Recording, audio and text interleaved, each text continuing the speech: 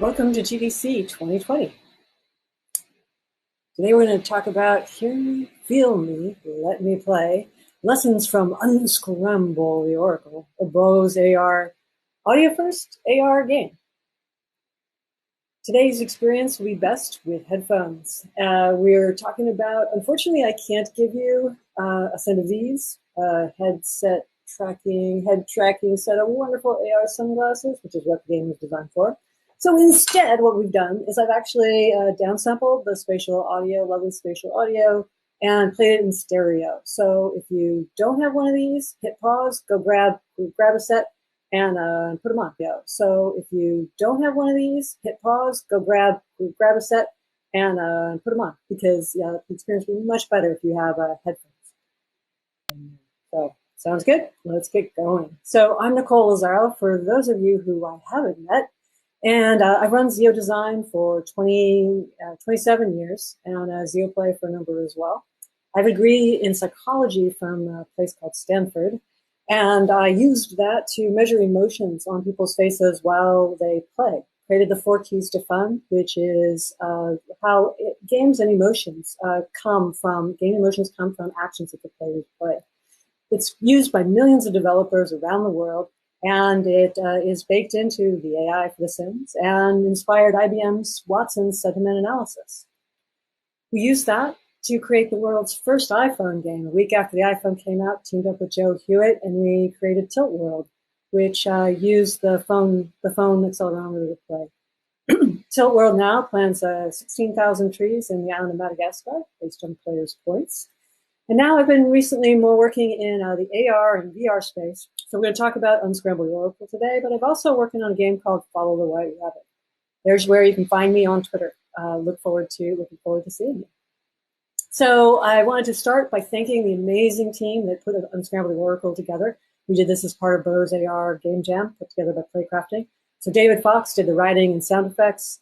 Patrick O'Shaughnessy did the narrative engine, and Wonkubus did the voiceover, the art, as well as the great walk detector that we created for the game. And I did the game design and UX, the interaction design, what we're going to be talking about today in terms of these interactive stereo fields.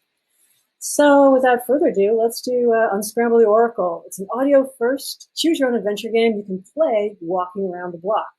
Now, the subtitle I was going to do was Lessons from the Beatles, Saturday Night Fever, and Stonehenge. That was going to be the title of the talk. But I think I made a better choice. So for Unscramble the Oracle, what you need is you need a set of these Bose AR glasses and a smartphone. So what we do is we actually, there's speakers on the ends here for you to see, and then there's an IMU, a motion sensor, in the headset. So it detects the motion rotation of your head. We use this entire thing to drive the experience. So you see a little bit here on the phone, but almost all the audio is coming out of is what's driving the experience. Basically the entire experience is driven with your head. So it's a choose your own adventure game featuring your fairy godmother, because everyone has one, and you need to help her find her lost hubby and chips. This fairy tale setting with familiar tropes like bridge trolls and castles and oracles help the players a lot in terms of navigating this world, this audio-only environment. So we're going to talk a little bit about that. We did all of the game is run in Unity with the Bose AR SDK. The most responsive thing with the Bose AR SDK was the head pose, so that's what drove our decision to drive all of the audio fields with head pose. And we also added the Resonance plugin to do HRTF, so that we can spatialize the audio and position the audio much more accurately than the Unity's default engine. So with these, design is always about constraints. With these constraints, this is our approach to the design. So we wanted to free ourselves from the tyranny of the visual. And I've always wanted to work on a very accessible audio-only game. I was thrilled with the chance to do that for this game. And for any kind of thing that starts in a game jam, you want to find out one feature and then build the whole world around that. So for our audio first game goals, we want it to be in first person, because that's where the audio is most immersive. We wanted our phone in our pocket, so it could be fully playable just through the spatial audio, just by walking around and looking around. And we didn't want to fix you to one location. So it should be explorable. If you play it here, you could play it in Tahiti, you could play it in Moscow, any place in the world. And the audio should also be a component to the gameplay. You want to interact with it. So the challenge, though, is with the headsets. What we found is that the most robust thing was the Pros, but it was only 3 DOF. So it really was only just an accelerometer. So we didn't have a lot of freedom. It didn't have a walk detector or anything like that. So we'll be talking a little bit about that. And if you get outside the body, if you put a little player on the screen here, what we found is that people then played it just like an iPhone game and weren't really in this world around you. So again, trying to keep the visuals very minimal, as we see here, very minimal. But great art by Wonk. It's awesome. So so we used that so that we could create and take advantage of and really push spatial audio as far as it could go. So we're going to have 3 toolkits here: one for standing, one for walking, and one for choosing. And we're doing this with for an AR game in mind, but these positional audio tools that increase the sense of spatialization. More spatialization means more immersion. They're also really, really good for VR experience as well as mobile, PC, and console. All of these techniques can help you create a much more immersive feeling for your players by really spatializing the audio. This is all done. We all did this through ad hoc testing, of the game as we rolled it out. So let's get started. So the first thing we need to do, of course, is we need to learn how to stand before we can walk. And so we want to be ourselves, inside that spatial audio world. Hey, look around. We want to be able to do that. Go look around and feel like we're inside the world. So for this first toolkit is we really want to spatialize the audio while we're standing. So what rules apply here? Well, we wanted to be sure, goal-wise, we wanted the sound to be outside the head, no headlock, so the sound would be positioned in the world, not band-aided to the head. And then we wanted to have clarity in our positionals, and we really want to, see move forward. And so, and it might be kind of odd to think about this, but why does it not matter? Why does when you turn your earbuds upside down, it doesn't invert the sound? So why is this so? Well, let's have a listen to Directions of Freedom and what's up and down or left and right in terms of the audio world. Many of you have heard of this group. Came out of the UK, I think, called the Beatles. And their Abbey Road album was the first in 1969. It was the first to record in stereo, and actually first one to use a synthesizer. So this is a moment where you could pick up your headphones if you're not already wearing them, and just have a listen. So in this clip, you're going to hear the spatialization. I'll talk about it really briefly.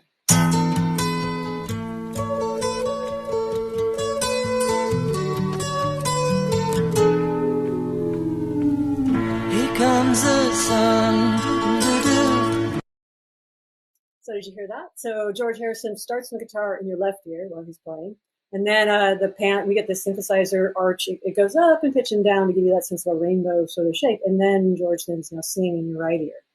And that's stereo, which is amazing. It does feel like, it's an amazing experience. The challenge, though, in terms of spatializing audio that you can walk through is that it really feels like George and the guitar are glued to your ears. The audio is coming inside your head. The audio is feels like it's inside your head. Whereas when we want to walk through a spatialized world or look around for a spatialized world, we want those audio sources to be outside of us in discrete positions and all that. So that's the goal. How are we going to get there? Well, I'll tell you 4 ways that won't get us there. One is obviously stereo. Ambisonic doesn't work. Binaural does not work. ASMR doesn't work. I can go into this more if you want to stay after. If you're attending GDC, we'll have a live Q&A session after this video, so please stay around. And we can talk about more of these if you like. None of these stereo or surround sound techniques really are spatial audio. They offer depth and some interesting qualities to the audio, but they still offer no freedom of movement whatsoever. Whereas what we want to be is we want to be inside the castle, looking for the Oracle Room, and we want to feel like we're in that world. So we want the surrounding audio to surround the player and not play, inside their head. So to do a good demonstration of what this might feel like, or the differences, I'd like you to, again, this is a good headphone moment, and this is a little chickie here, and she's going to represent our chicken fairy godmother. And I want you to do is I want you to, with your headset on, follow along. I'm going to put these glasses on just for fun, and we're going to see with the in this audio piece, we're going to move the glasses on the screen, and then if you could move your head in time with the glasses, you'll kind of see in stereo, you'll feel a little bit, one dimension of the surround sound experience. Again, much better in a headset with an actual motion tracker. But let's give this a shot. Wow, am I glad you've arrived. You're just in time to help me unscramble the oracle. It knows what happened to my lost hubby and chicks. Many have tried to unscramble it, but have become hopelessly scrambled themselves. I'm your fairy chicken godmother. You may remember me from when I protected you from that hobgoblin when you were only 5. If not, no problem. Great. So that was you should have seen that we actually positioned her sort of at least in a left-right pan. You should have been able to turn left and right, and she should have felt like she was staying in the same spot. So you want to play this segment of the video again, and then just looking forward, you'll see that she's actually in that. And if you're not moving, she'll actually move about in space.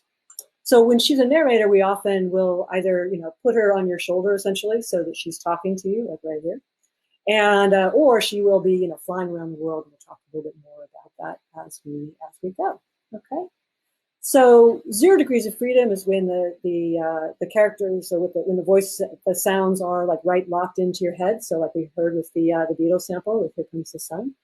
And then when we want to, but in the game when we want to find the frog and there's frogs on the ground, we want to be able to walk around and have there actually be a frog right there at my feet or right behind me right there. So we need to be able to look around to find them. So externalization quality is what we're looking for. And to do that, we really need what's called degrees of freedom for movement. This is a term that's very popular in the XR world. So headphones, they're headlock. There's no motion. 3 directions of freedom. You can look up, you can look down, you can look left, you can look right, you can tilt, left and right, all of these things, like a marble in a collar. So that's 3 directions of freedom. 6th off is even more fun because you can walk, you can walk forward, you can walk backward, you can strafe sideways, get left and right, you can jump up and down. And now we've got, everything you can do with the head and then also with the body. So the head plus body poses and freedom, motion, that's all captured with 6th off. So when we, if we're allowed to do our head and move our body, and the audio stays fixed, that's spatialized interactive spatialized audio. Just as another example, and then why this is so is that if you think of just the head tilt you might do to show curiosity, like, wait, what's going on? That actually will create, if you can see, that will create different kinds of reflections in the ears, which is what a head, an HRTF does. It's the reflections off of here. So the head-related transform, they're bouncing around in the ear, and then that's what gives you that sense of spatialization, of how high something might be. So the motion changes the reflections in the ear, and then from that you interpret what the positional data is coming from that audio source. Differences between ears, but then also differences in time between that. So now we needed to go a little bit beyond psychology and develop some terms of art. One of them that came out of this is something I call, what would we call like an audio pixel? Like if we were going to move these things around, what would an audio pixel be? So I use the term auxel. So sort of short for audio pixel. And it's an audio source with positional information in it. So we've got the ability to, put it in the world, and it's going to it's generating positional information, just like it might generate, a pixel would generate color, reflect color. Well, this auxel is reflecting positional information of where it is. It's going to sound different depending on where it is in the world and where it is related to your head in the world. If your audience, I think this applies to all games, because if your audience simply sits in their chair, doesn't move their head, and then just plays like this, you don't need auxels. But people don't play like that. They're always moving their head around, they're moving the control around, they're moving their character around, right? So all those ears are moving. You need auxels. So how big is an oxel in this audio pixel in space? We needed to find that out before we could design audio fields that you could hear, right? How many audio pixels can a player perceive at one time? Where can we place these oxels? To find out, we really needed to know more about this. So we did a lot of ad hoc testing, both with the both on device, like something like this, the headset. We also did it with little speakers. So I moved the speaker around and like oriented my head and see where I could tell the difference. And we boiled it down to a simple model with sort of three traits or three parameters for each oxel. And I like to call it oxel equals red. This is like we get for R we have rotation. So there's the rotation. So the oxel has a rotational coordinate from around the player's head. There's roughly 5 in an oxel, so that's why it's R5. It also, oxels can be higher or lower than IM. So we have an elevation, and generally we were seeing there was just about 3 positions, and kind of that middle position is kind of fuzzy. So really, like 2 was a really good rule of thumb for us to be able to discriminate between the 2. And then the last one is distance. So how far away from me, in any rotation direction, was it, was it close by me? Was it medium, or was it far away? So those are those things. So oxels equals red. So it's rotation, elevation, and distance. All of those work together to create the positional information and a sense of matrix. If you do the math, it's about 45 unique positions. However, we could only, in our setup, we could only play audio through 1 or 3 of them at a time. Any more than that, people really got confused. In fact, we had most of them played only when you were looking at them. So that it's hard to do position of one audio is hard enough. Audio source is one hard enough to do than multiple. But anyway, you can think about your world as 45 unique positions, right? And you only want to do a few at a time. The key here is really separation. Now, when we're looking at just standing, we don't want to do distance, generally speaking, unless that oxel is moving towards you or away from you. Distance doesn't come into play until later on. And we need some elevation in order to escape flatland, so we don't think like the audio doesn't feel like it's just we're standing on a compass and just it's just flying out left, right, up, and there's no up and down. It would feel very flat. So that elevation and the drop, the depth, will add more depth to your thing, to your scene. So with rotation, they need lots of spacing. I can go into more details, but roughly 5 to 72 degrees. Important thing here is that there needs to be a sound separation. So sound is silent. So almost an oxel in between each one in order to get that separation. Important thing here is that there needs to be a sound separation. So sound is silent. So almost an oxel in between each one in order to get that separation. The reason why is you need to have that audio avoid overlapping and being sure you get them enough space. And then also positioning in time, too, is really important for oxels. Elevation, the math looks a little bit more like this, where you've got 3 positions, so roughly 45 degrees from the player's head, which is roughly 1.5 to 2 meters, depending on how tall you are. And, straight overhead, on the floor, almost on the ceiling, and then spacing here, and nothing overhead, directly overhead, at least positionally. We lose ourselves here. And I can talk about more of that in a minute. The last thing is distance. And so, here we've got like something mirrors like 1 meter to 3 meters and then 10 meters out there. Those give some good spatialization. Now, with all of these, we don't want to have them just snap between those positions. If the player is moving or the oxel is moving, we want very smooth and nice reasonably high frame rate for that to cover the distance. But if we can't separate them, if there isn't more space than that between the 2 oxels, they're going to be kind of seen as the same, or perceived as the same thing, or in the same position. Other things you can do, and this applies to flat screen games as well, is you can do things to the audio to make it easier to position. Here are 3 techniques. One is to have a sharp attack. So when we're in the castle, there's I'm the door to the kitchen, and that I'm at the beginning. You can see why Michael did the audio. The audio, that sharp attack, that boom, orients you. So boom, and then you rotate to that, you find out where that is, and then you can hear some loud, low rumble audio. It's really easy sound to locate. That helped. The other thing that helped us position is a repeating pattern. So when we were finding our frogs, we had lots of frog audio. We had lots of, we did a lot of fun frog fights, but I used one to repeat it because if there was more than one frog sound, then you didn't know if that was the same frog or not. And then you hear the first one, you kind of orient it, you got it, okay, you've got it, you've heard it the third time, you confirmed it, okay, yeah, now that's where that frog is. So that repeating pattern, you've got this head moving, and you might have latency from the device, headlock, because of that, and then possibly overshooting. If the player may move too far and have to come back. All of these things are important. A wired headset, is only like 5 to 10 milliseconds in terms of latency, but Bluetooth can be 100, 200, even 300 milliseconds behind the visuals. And so we've got this, with this kind of a device, with a Bluetooth device, we've got to be really careful of that latency. In fact, a lot of audio and video apps will actually will actually hold back the video slightly in order for the audio and the video to play at the same time. And then high latency will tend to lock that auxel to the person's head, and then it goes into the right position. So we want to respond to head movement, especially rotation. Give people time to discover the length, enough loop, and separation, stuff like that. So now we've got the spatial fields. Now we want to take a walk.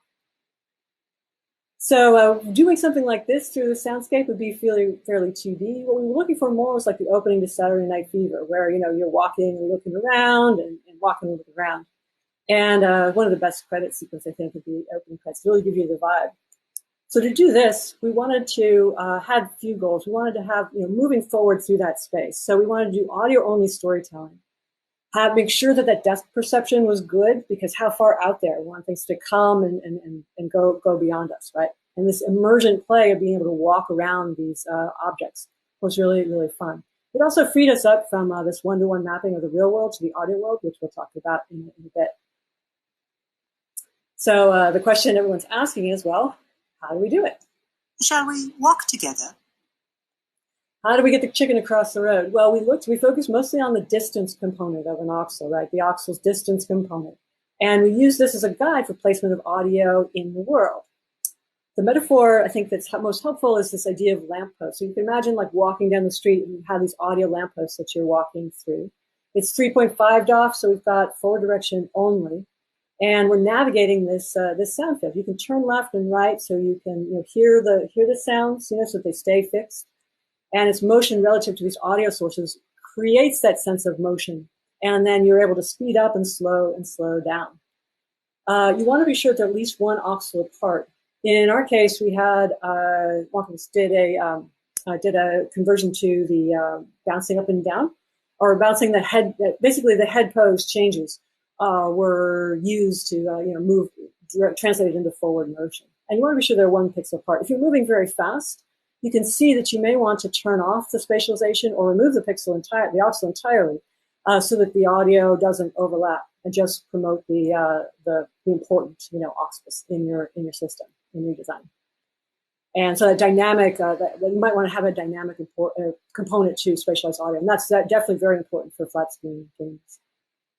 So although it was on Rails, we also wanted to have this top-down view. You want to alternate left and right, say, so that you get more of the spatial feeling, and then you respond to the rotation, so that it feels more immersive. Now, as designed, this is what it looked like on the left, and then as used, you can see we support a whole bunch of different walking patterns. So, and it still did a believable map to the real world, because there's no cameras on the Bose Haste headset. So we need this navigation system that worked no matter where you walked in the real world. And then, of course, in games, it can be no matter where they walk on the nav mesh, right? You might have some audio components that track the player in that way. So have another look at the audio here. So grab your headphones, and we'll do another little quick one here with Unscramble the Oracle. In this case, we're going to headlock the Cheeky Fairy Godmother first, and then we're going to go walk through the marketplace. Let's hear how that sounds. Okay.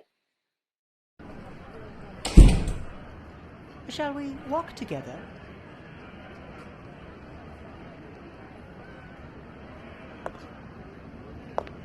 This must be market day. Everyone is out and about selling their wares.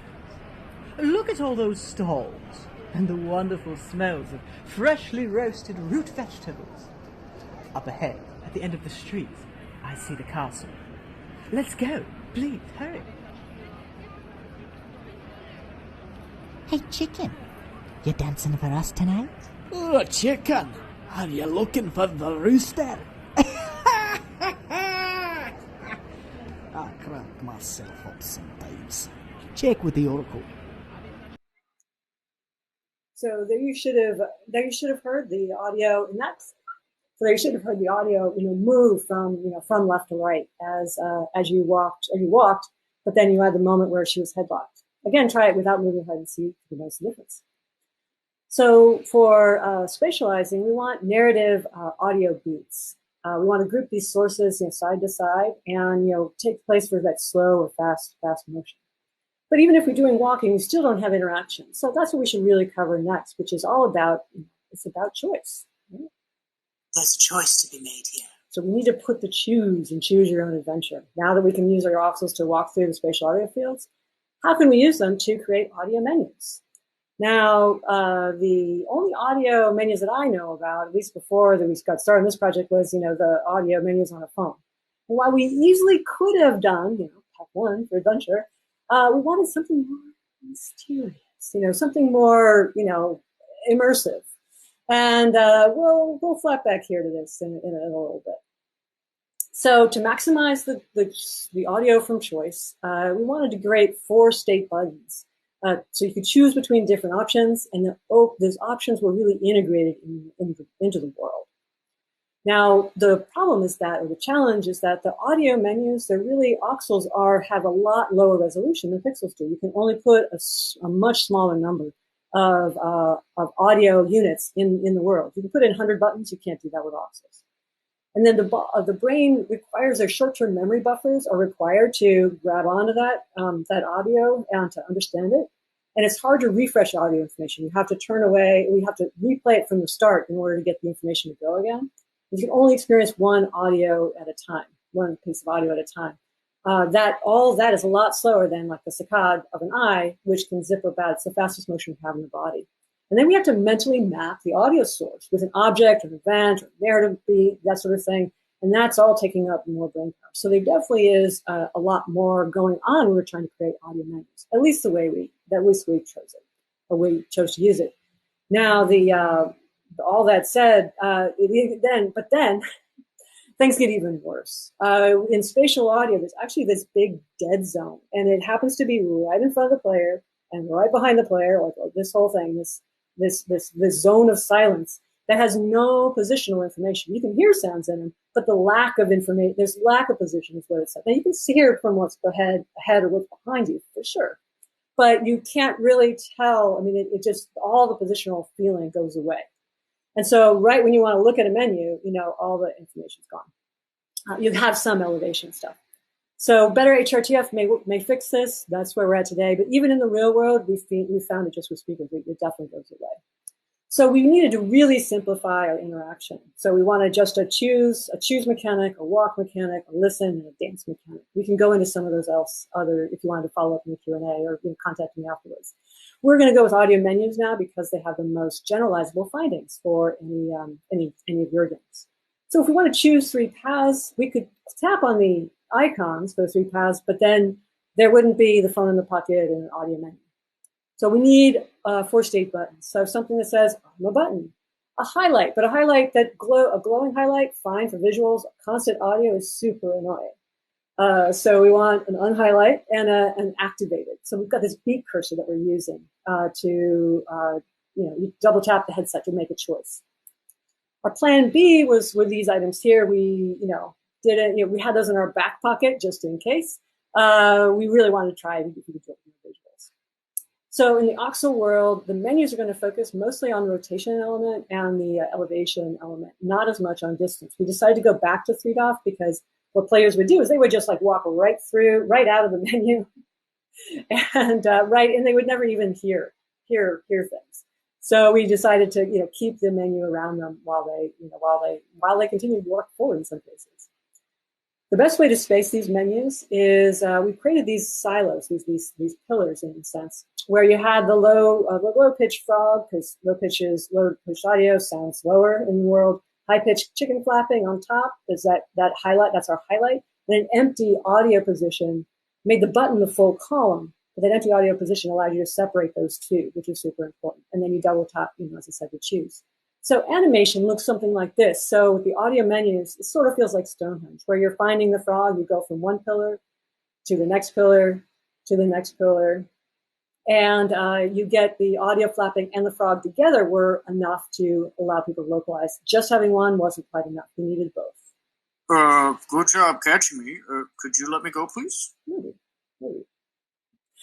We use some narrative things, so I'm personifying the doors or having the narrator talk about the doors. That helped with making choices.